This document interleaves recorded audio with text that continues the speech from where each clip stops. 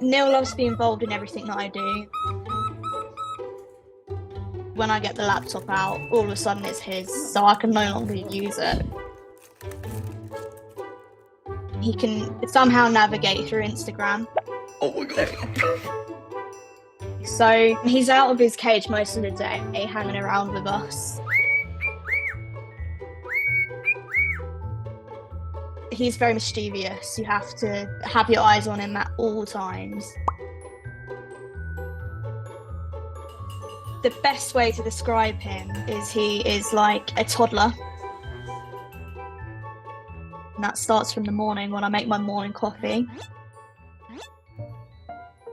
My dad always said no to having a dog because they're a lot of hard work. So he thought to himself, why don't we get a cockatiel instead?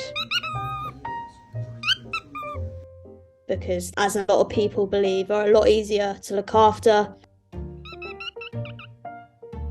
Which obviously isn't the case, which we soon found out.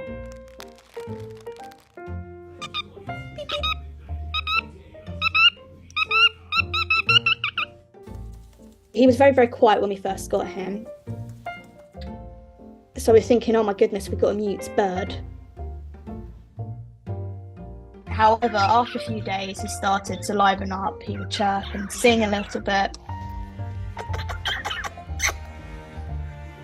And we thought, okay, maybe now he's ready to explore the room and leave his cage.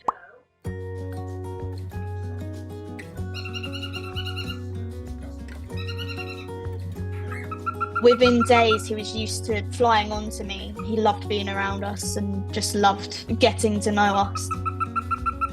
So he's got free reign of the house pretty much. However, he is my little sidekick.